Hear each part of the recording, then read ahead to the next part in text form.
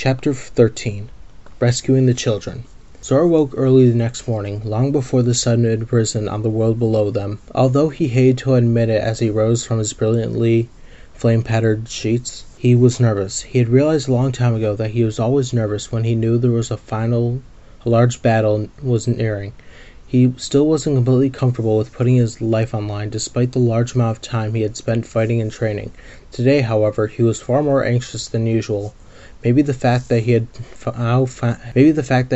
now finally told Kairi how he felt, and he was anticipating a bright future with her at his side, was making him even more uncomfortable with risking his neck. Despite the noble reasons for doing so, Sora donned a t-shirt and blue housecoat and left his room as quietly as his whooshing door sound would allow, and began wandering the ship. He needed something to do with his hands, and something to calm him down, to soothe his nerves. He passed by the kitchen and remembered that he had put a frozen chicken in the refrigerator to thaw on the first day when he and Kairi had come up to the ship for showers. Turning to face the kitchen, one thought went through his mind. Why not? Kairi stirred in her slumber underneath the rose-colored blankets the fairies had made for her bed. She thought she could smell something in her dream, something like stuffing. Her eyes snapped open as she woke up, and she yawned while she stretched. Closing her eyes again, she sniffed once, and her blue eyes snapped open again. She wasn't imagining the smell. Grabbing a pink housecoat, she placed it over her white tank top she was wearing and left her room, following the smell. The fragrances of the flowers in the hallway couldn't mask the aroma coming from the kitchen. Peering in through the doorway, Kairi beheld a sight she never thought she would see this early in the morning. Sora was inside the kitchen, wearing a black t-shirt and a pair of black flannel short boxers, both of which were covered in the front by his white apron. A blue housecoat lying abandoned on the table, he was busying himself with a bowl of something on the counter, and didn't appear to have noticed her yet. Taking a stride, Kairi stepped into the kitchen, her bare foot making a soft slapping sound on the maple floor. Sora turned and saw her walking towards him slowly, his face showing a look of surprise. "Morning, Kai," he said, turning his back on the bowl and facing Kairi. She smiled at him, but looked inquisitively behind him. "What are you doing so early in the morning, Sora?" she asked, trying to sneak a peek at the bowl he was hiding. Sora sighed and made way for her to take a look. Inside the bowl were small pieces of bread, some onion, and seasoning. Kairi looked up at him. "Stuffing?" Sora nodded slowly, and Kairi began giggling at him. "Why are you making stuffing at 6 in the morning, Sora?" Sora looked around anxiously. "Promise you won't laugh," he pleaded hurriedly. Kairi kept giggling at him. "Okay," she said. "I promise." Sora sighed and began stirring a little milk into the bowl. "It's just something I do," he said after a pause. "Whenever I know there's a battle coming, and I have the time, I end up getting nervous and I need something to do with my hands. Something to take my mind off the chance of death. Something creative instead of destructive. Something—" Kairi suddenly placed a finger to his lips to silence him. "Something you can put your heart into?" she asked quietly. Sora nodded as they gazed into each other's eyes. They broke their gaze as they slowly fell into each other's arms. Sora rubbed his cheek into Kairi's silky red hair, quietly appreciating her presence and smelling her sickly sweet perfume. Silently they stood in that hug for what seemed like hours, until Sora broke the silence. "Thanks for understanding, Kairi," he said. Kairi nodded as she rubbed his back. "No problem, Sora." Kairi opened her eyes again and looked back into the bowl, still rubbing Sora's back. "Sora?" she asked. "Where's the rhubarb?" Sora's head rose suddenly, and they stopped caressing each other. "Rhubarb?" he questioned, pulling back. Kairi nodded at him. "Yeah, rhubarb," she repeated, going to the aprons and by the spice rack and grabbing one. "What's stuffing without rhubarb?" she asked rhetorically. "A good one," Sora chuckled sarcastically. Kairi grimaced at him. If it weren't for your sarcasm," she advised, "you'd make a good chef." Her remark was only in passing, but it stuck in Sora's mindset. A Keyblade master, he thought, becoming a chef. Kairi looked at him and seemed to know what he was thinking. "Why not?" they both said at the same time. Suddenly the same idea was forming in each of their minds. A restaurant, Sora proposed, taking Carrie's hand in his. You'd be head chef, Carrie continued. You could handle the finances, Sora said. It could be family run. We could get help starting from Tifa. She runs a bar. Our parents might help us with a loan. I could get recipes from all the worlds we visit, and we could teach whatever kids we have the joy of cooking, Carrie said, smiling at her love. And all of our friends would come and eat, Sora said, and we'd all sit around a special table and remember our adventures together.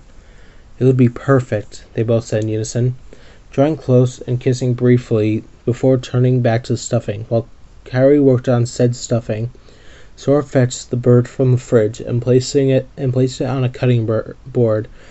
Carrie looked at the chicken as Sora handled it. Is that thawed? She asked. Sora smiled at her and nodded his head. Carrie grinned and grabbed a handful of stuffing and began loosely packing it into the cavity when a voice spoke behind them. What's going on? The voice said. The two teens whipped around to see Max standing in the doorway, a hand to his tired head. They smiled sheepishly at Max and turned back around to the chicken. We're making a victory roast for today, Sora said, piling more stuffing in. Max shook his head tiredly as he approached the two. So you guys are making a roast chicken, he recapped, at 6:15 in the morning, in your underwear? Carrie froze and looked herself over. Indeed, she was wearing only an undershirt and her lower undergarments. The housecoat she had previously covered them, lying abandoned next to Sora's. Yet she hadn't seemed to notice because the apron she had on. Carrie could feel her face growing hot, and she couldn't decide whether to stay facing Max, leaving her crimson face wide open, or turn her back on them and the implications that now had. Her resolve suddenly appearing, she stayed facing Max, her ruby-red face defying him, while Sora faced the chicken, a blush rampant on his cheeks. How could I be so stupid? Carrie chastised. Max continued his teasing, encouraged rather than swayed by their coyness. Anything happened last night? He asked with a smirk. Sora turned around to face him while Carrie glared him down, the red still emblazoned on their face. Nothing happened! They both shouted at him. We didn't do anything! Max kept his smirk on his face, and his last remark came as a drawl while he left the kitchen. Yeah, sure. Nothing. Carrie sighed exasperatedly and turned back to the bird, fuming. Sora was just as frustrated and accidentally stabbed the bird with a baster before quickly checking to see if he did any damage. Carrie giggled slightly at him, praying that the red was gone from her cheeks, and Sora turned his head back to her. They smiled. They both knew nothing had happened the previous night, and nothing was going to happen today, and nothing was going to happen for a long while. And that was all that mattered. It was now in the late morning, and Sora, Carrie, and Max had come down for the High Wind to participate in the final battle against Hook. Sora noted with a pang earlier when he changed back into his black adventuring outfit that it felt rather grungy and unclean, and resolved that they should stop by the Radiant Garden for a couple days for Merlin to teach them and carry some domestic magic used, like cleaning and cooking spells. As soon as they appeared, Roxas and Naminé arrived from their heads in a brilliant flash of light, wielding keyblades. Naminé was wielding Alan's Fair as usual, yet Roxas was carrying two different keyblades, both of them a foot longer than any other keyblade. One was almost completely silver with a fleur-de-lis near the tip, and what appeared to be a lion's head as the point and keychain. The other had purple sides to its hilt and a red handle. Two black spikes protruded from where the hilts met the base at an angle.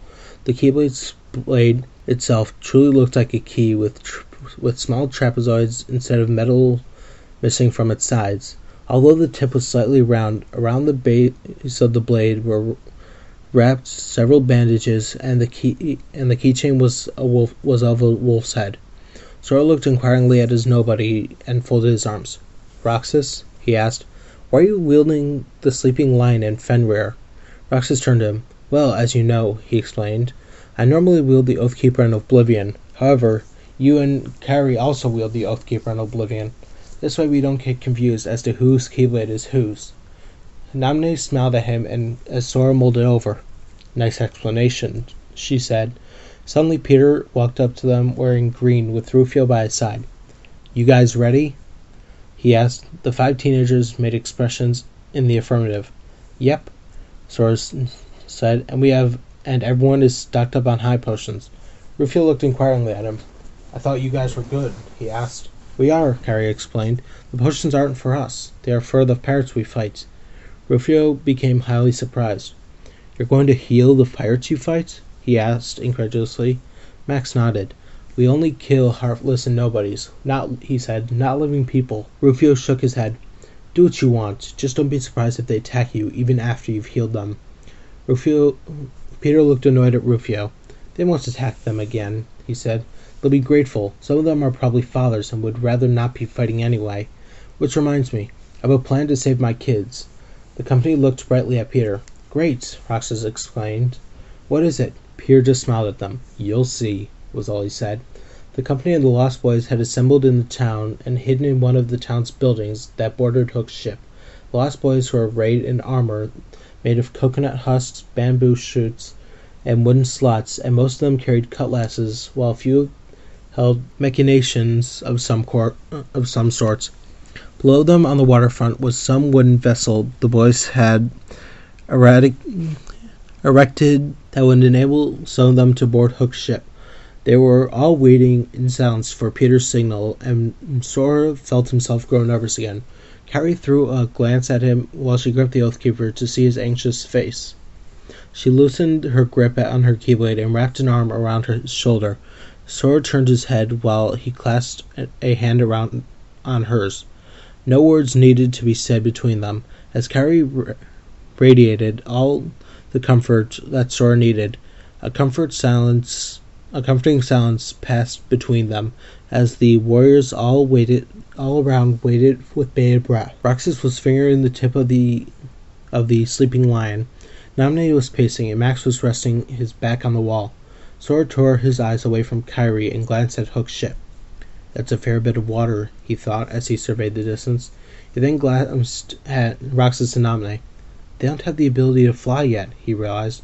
They both looked up at him and stalked towards him. Then give us the ability to fly, Roxas half ordered in a joking whisper. Sora chuckled, then drew the box out of his pocket again before sprinkling the precious dust on the nobodies. Roxas threw Sora an inquiring glance. Just a happy thought? He asked telepathically. Yep, Sora replied. Just one. Roxas nodded and gazed at Naminé, his heart melting as he beheld her in her splendor. As she gazed at his handsome figure, suddenly both of their feet lifted a few inches off the ground. Before anything else could happen, they heard Peter's signal. Bangarang! They all heard him yell. At once each warrior assembled leapt into action. Leaving their hiding place, the company and the Lost Boys came out of the wooden balcony of the building they were hiding in, observing Peter trapped under a net of at least 10 cutlasses pointing at his neck. Jack decked out as a younger Hook, and Hook standing on the bridge as they let loose their war cry. Bangarang! They answered. The pirates' attention was suddenly drawn away from Peter towards the army of youth that were now swinging on ropes towards them, still shouting the war cry. Sora leapt into the air and flew straight for Peter, his whole party by his side. With a mighty aerial slash, Sora cut the net that bound Peter. With the net broken, Peter threw it off. Thanks, Sora, he said. Sora nodded his head as Hook's voice filled the air. Call out the village militia! His hook hooked on Smee's collar. We'll need every last man. Smee nodded as his captain released him and ran to the bell. If there's anybody not fighting, he yelled as he ran it. The more Lost Boys swinging onto the ship. Get here quick! Sora, watch out! Carrie yelled as she battled a pirate. Instantly, Sora turned around and met the falling blade as one of the pirates with the Oblivion. He looked into the stunned face of the pirate as he overpowered the older man's strength and brutally shoved his cutlass aside. As soon as the weapon was down, Sora delivered a slash to the pirate's ribs. The man howled in agony and clutched his chest, dropping his forgotten blade. Sora looked sympathetically at the man and pulled out one of the high potions he had. Here, let me heal you, he said, kneeling down and spraying a small portion of the bottle's contents on the wound. The man was stupefied as he looked at the healing wound and then at Sora. Why are you doing this? He asked, Sora stunned. Sora stood and looked at him. I don't kill other people, was all he said, before turning on another pirate who was about to stab him. Hook smiled admirably at his actions. Ah, very good form, Sora, he called. You and your friends are very intriguing, fighting my men only to heal them after you beat them. Good show, good form. Sora ignored him as he continuously fought pirates to the other side of his ship, his friends by his side. Eventually he found himself fighting next to Kairi, and they began talking joyously as they fought and healed their adversaries. You still nervous, Sora? She asked playfully as she twisted her neck to avoid one pirate's lunge. Sora smirked at her as he bloodied up another pirate before healing him. Nope, he answered, spraying the high potion on the pirate's fresh wounds. The thrill of battle takes the uneasy nerves away. Kairi nodded as she deftly avoided another attack. She pointed her keyblade at the pirate's hand that held the sword that was attacking her. Blizzara! A shard of ice flew out of the Oathkeeper's tip and froze the pirate's hand. He dropped his cutlass, and Kairi used one of her high potions to heal his hand. Form ranks! Peter suddenly commanded. The Lost Boys and Warriors of Light formed up near Peter on the stern side of the ship, while Hook and his men formed ranks on the bow. Let's get ready to show them the white lights we're made of, boys, Peter yelled, pacing in front of his troops. Remember the fires from hell that forged you, Hook roared. Charge! The pirates charged at the solid line composing of Peter's men and friends. Now, Peter ordered, slashing his brown sword blade downwards. The Lost Boys in the front rank revealed polished, shiny mirrors and directed them at the oncoming pirates' faces, blinding them. I'll help, Kairi raised as she raised her left hand. A brilliant radiance began to emanate from her outstretched hand, greatly aiding the Lost Boys' blinding efforts. We'll show you who's chicken, Peter taunted. Watch this! At his command, a Lost Boy came up the rear, carrying a large shotgun-type weapon that had a chicken sitting atop a basket of eggs. While the pirates were blinded, the Lost Boy fired eggs from his shotgun straight into their faces. The empty eggshells dropping to the deck. Buck, buck, buck, Peter said while looking at the chicken. The shotgun fired again. Bakar! Out of ammo, the shotgun-wielding boy retreated, and the mirror-carrying boys fell back as well.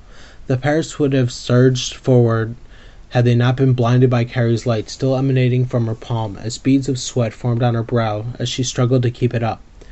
You almost ready? She asked another Lost Boy hurriedly, throwing a glance behind her. A boy with fair skin, wielding some machination of war, stepped forward and positioned himself in the breach in the wall. Ready, he declared, his fingers twitching on the triggers. Kairi nodded. Have at them, she ordered, before dropping her light and collapsing into Sora's arms, the oblivion disappearing from his hands. The pirates surged forward, and the Lost Boys began his barrage. Hook looked on in stunned wonder as dozens of marbles came shooting out of the twin barrels on his weapon, tripping the pirates up. Sora anxiously held onto Kairi in his arms as Peter, Rufio, the Lost Boys, Max, Roxas, and Naminé began fighting the pirates again. Although if they could have spared a glance, Sora and Kairi would have noticed that Naminé wasn't fighting as in-depthly as anymore. Kairi weakly held her head in one hand as the fighting continued all around them. You okay? Sora asked anxiously. Kairi weakly nodded her head as she stood herself up again, stumbling a little. Yeah, she said. I just used too much of my light there. I'll need to control the amount I use in the future. Sora nodded grimly while Kairi steeled herself to head into the fray again. Before she could, Sora grabbed her arm and spun her around, drawing her into a hug. Kairi smiled and eagerly hugged him back. I love you, Sora said, giving her a chest kiss on the cheek. Kairi went one step further and kissed him back on the lips. I know, she said when they broke apart before giggling. And I love you too, so be careful out there. Sora grinned as he heaved the oblivion onto his shoulders. Aren't I always? he asked rhetorically before using quick run to dive straight into the middle of a pack of foes. Kyrie grinned as she watched Sora dispatch all of them before healing them with a cure spell. That's the Sora I know, she thought. She heard a sound behind her and raised her keyblade to block a strike a pirate was making for her head. Kyrie shoved the pirate's blade away with her own and sliced his chest, pulling out a high potion in the process and healing it directly after. Sora! Kyrie! Max! They heard Peter yell. Maggie's in trouble! Kyrie looked up to see Peter flying through the air above the ship towards a building's balcony. She rose from the ground to join Sora and Max as they flanked him. The four of them landed on the balcony and rushed in, seeing the little girl in a white nightgown being carried on the back of the large pirate. Daddy! Maggie cried as she saw him. Hang on, Maggie! Peter yelled as a pirate ran up and crossed blades with him. Wait, ain't you? The pirate said. Ain't you? Peter Pan, Peter answered. Rather than facing Peter, the pirate leapt out of the balcony. The four ran after the pirate that was carrying Maggie, who put her down and drew his blade with a flourish. Peter leapt forward and began dueling with the man, while Sora, Kyrie, and Max ran forward to see if Maggie was all right. Everything's going to be just fine, Maggie, Kyrie said sweetly as she knelt down, but Maggie wasn't listening. She was staring at her father with unknown fascination. Peter Pan's she said quietly. Dad? Sora and Kyrie laughed a little, and Maggie suddenly realized they were there. Kyrie! Sora! She exclaimed upon seeing them. You're here too? Kyrie nodded. Everything's going to be just fine, Maggie, Kyrie repeated, lifting the Oathkeeper so Maggie could see it. The child stared at the blade. The Keyblade! The Keyblade, Sora said, stepping forward to show Maggie his. Wendy was telling a true story back in the nursery. Maggie's eyes widened at the weight of what he said hit her. Are you the really real Sora? She asked, looking up at him. Sora chuckled as he knelt down next to Kyrie. Yes, I'm the real Sora, he answered before glancing at Peter, who was still fighting the pirate. Your dad's changed a lot since we fought with Donald, Goofy, and me. So if you're the real Sora, Maggie began as she quickly swiveled her head to look at Kyrie, then you're the real Kyrie. The aforementioned teen giggled as she nodded her crimson-covered head. Maggie's expression changed into a thoughtful one. But you don't look as old as my dad. That's because we're from another world, Maggie, Kyrie explained. She then pointing at Max, who was keeping watch. And Max is from another world, too. He's Goofy's son. Oh, Maggie said when she saw Max, finding him a little too weird for the moment. She turned back to Sora and Kyrie. So, what is your world like? The two laughed at her before beginning. Well, Kyrie began, the world we're from is called Destiny Islands. It is a perfect tropical paradise apart from school. There are sandy beaches, white beaches, and palm and coconut trees. There's a special tree on an island Sora and our friends go to called a Paopu tree.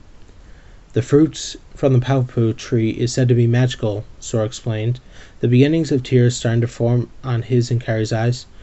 Legend has it, those who share one will have their destinies entwined forever. The decision to share one is almost as big as for some as it is to get married, and it's a sign of the greatest love a person can have for another. Suddenly Sora choked up before he said his next words. I wonder if anyone will ever be able to share a Paopu again. Maggie suddenly became aware of the tears that were silently streaming down Sora's and Kyrie's cheeks. Sora, Kyrie, she asked, why are you crying? Kyrie wiped the tears off of her face, and she looked at Maggie. Because the islands were attacked by Heartless and one of Maleficent's henchmen, she explained. We don't know what condition they're in, if our friends are still there, or even if our parents are okay.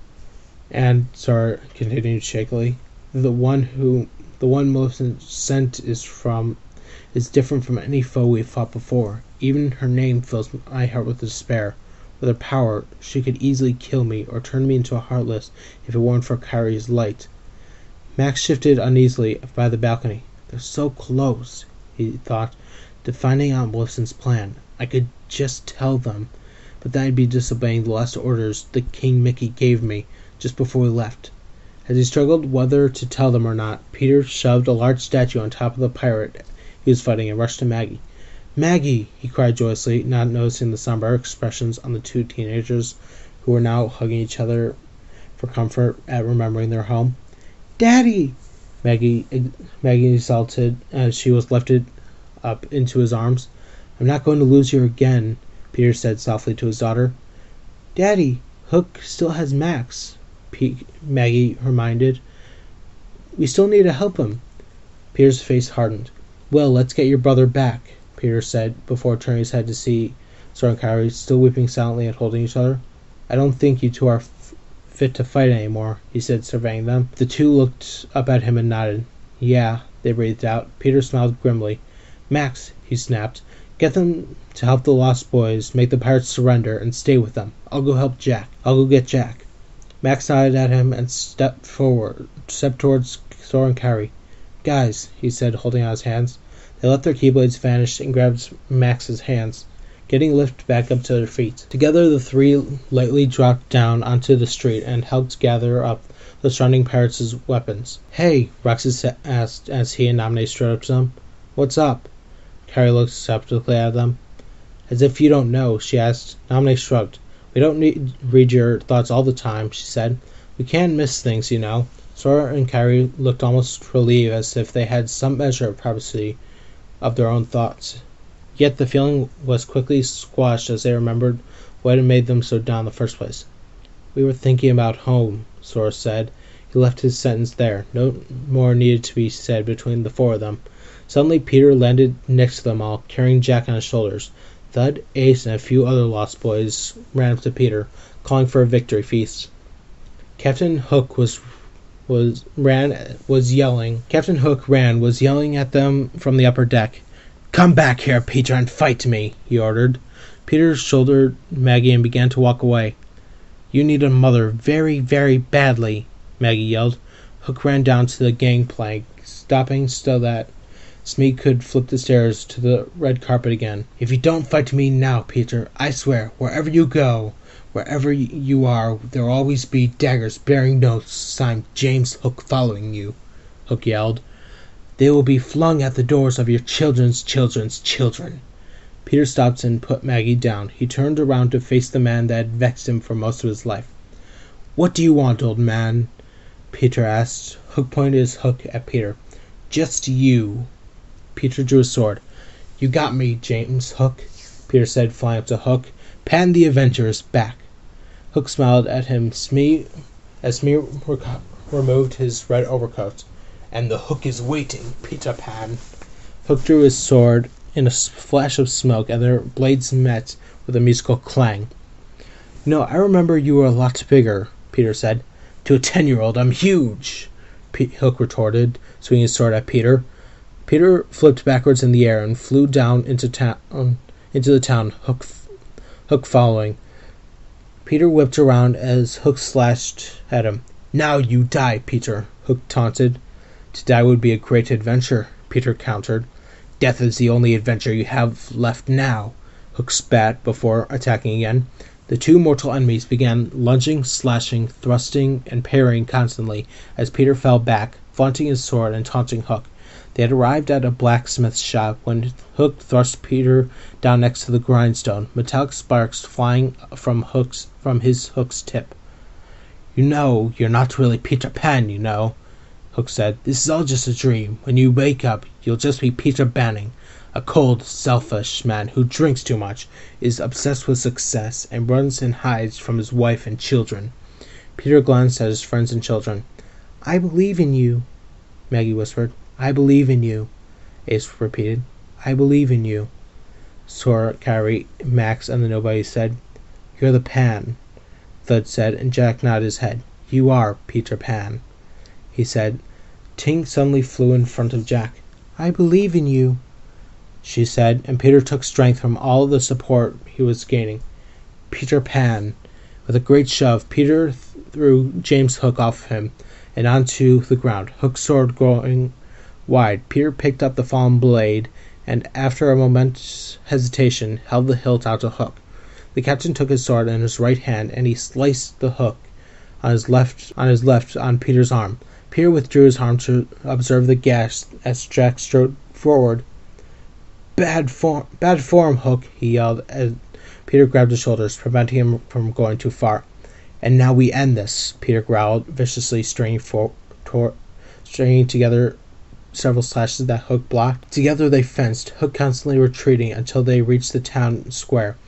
Hook and Peter's blades clashed constantly. Captain Hook hurled his blade at Peter's, both of them meeting with a musical note, yet neither withdrew. They both pressed against the other's swords, hoping to overpower the other. Peter winced as sweat began forming on his brow, and Hook smiled savagely. Suddenly the lost boys ran up behind Peter, all holding ticking clocks. Ah! Hook cried in distress as he retreated and ran away. More lost boys blocked his path with more clocks, and Hook cried again, trapped. Hello, Peter taunted as Hook ran back to face him. Tick-tock, tick-tock. Hook's afraid of an old dead croc. Their blades met again as Peter took advantage over the frazzled captain. I think not, he continued as he advanced on Hook. I think James Hook is afraid of time, ticking away. Peter pointed his sword over Hook's head. Tick-tock. With a flick of the wrist, Peter tossed Hook's hat off of his head with a gleaming blade. The captain's chapeau landed perfectly on Too Small's head. The bald captain tried vainly to continue the fight, but he quickly lost his sword as Peter spiraled his blade around Hook's rapier. You win, Peter, Hook croaked. Peter's sword inches from his throat. I am fallen. He looked back at his hat. Give me my dignity back first. You cut off my hand. I believe you owe me something. Sora grabbed Hook's hat off of Too Small's head and tossed it to Peter, who gave it to the fallen captain. You killed Rufio, Peter said while advancing menacingly. You kidnapped my children. You deserve to die. Carrie and the game gasped. Rufio's dead? Carrie whispered through teary eyes. Sora placed his arms around her in what he hoped to be a comforting gesture, even though he was just as distraught. I've never lost a friend before, he whispered hoarsely. I guess it was bound to happen sometime, but I never thought it would. Hook's voice suddenly hit them again and gave a reprieve from the grief. Excellent. Good form, Jack, Hook said, reacting to Jack's comment that Hook couldn't hurt them anymore. After all, what would the world be like, he continued, placing his hat back on his head, smiling, without Captain Hook? I want you to take your ship, Peter ordered, and go. I never want to see your face in Neverland again. Peter sheathed his sword and turned his back on Hook, taking his children's hands in his. Let's go home, he said. Captain Hook's expression changed to one of rage as he held out his hand. Another sword came springing out of his coat into his outstretched palm. Fools! He cried, driving Peter into the crocodile's back and placing his blade against his neck. James Hook is Neverland, he breathed on Peter, and none could do anything to stop him for fear of losing Peter. No, Sora thought, not 2 in one day. And every child will cry everywhere as they read, Hook said, his voice dripping with malice as he rose his hook. Thus perished Peter Pan. He was about to swing it down when Tink flew in and grabbed the hook, holding it back. Peter flung the sword off of him and grabbed the hook, only to shove it into the deceased crocodile's belly. Everyone could hear a faint roar as the clock came out of the crocodile's mouth, and the boards that held him up started falling down. What is happening? The captain yelled as he was somehow flung back onto the ground. The crocodile's head looked down and stared at Hook as it roared again. It's still alive, Carrie said, as the beast began to fall, its jaws open wide. I want my mummy, James Hook cried as the mouth fell on him, a dust cloud springing up from the shockwave. Sora and the gang approached the gaping mouth as they heard a very loud belch. Hook's gone, Naminé said. The message became repeated to everyone present, and all the lost boys and Peter began celebrating, running through the open mouth and around the head. Pan the man! Peter yelled in jubilation until he caught sight of his children and friends. Pan the man! Too Small approached Peter and tugged on his shirt. What is it, Peter? He asked. I can't stay and play. It's time for me to go, he answered. He walked up to his kids and looked up. Tink? He asked, looking at the pixie. Make my kids glow. She smiled and sprinkled her magic dust on the 2 young kids. Kids, Peter said, just think one happy thought, and you'll fly like me. Mommy, Maggie said, smiling at her father. My dad, Jack said in admiration. Peter Pan. They both let out shouts of amazement as they floated off the ground. Take them home, Tink, Peter said. You'll know the way. I'll be right behind you, he called. Peter turned to Sora, Carrie, Roxas, Naminé, and Max. I guess this is it, Sora. Yeah, Sora answered. Once we leave, we'll probably never see each other again. That's okay, Sora, Peter said, because as long as I live, as long as there's a Neverland, we'll never forget you. And who's to say there won't be another Peter Pan that you'll meet? He then chuckled and ruffled Sora's spiky hair, glancing at Carrie. Don't do anything stupid, Spiky. Hey, Sora said in offense. Who do you think I am? Peter laughed at him. A teenage boy with a pretty girlfriend. The two teens looked at each other, blushed, and promptly looked away as the whole group laughed. Well, Max said, see you around, Peter. Peter nodded and saluted them as they beamed up back to the Highwind. Thank you for believing, Peter said. And that was chapter 13. Rescuing the Children. If you'd like to voice a character in the story, find me on Twitter at AnimeGuy1 or find me on Skype at AnimeGuyKotosaki1. May the grace of the Valor protect you.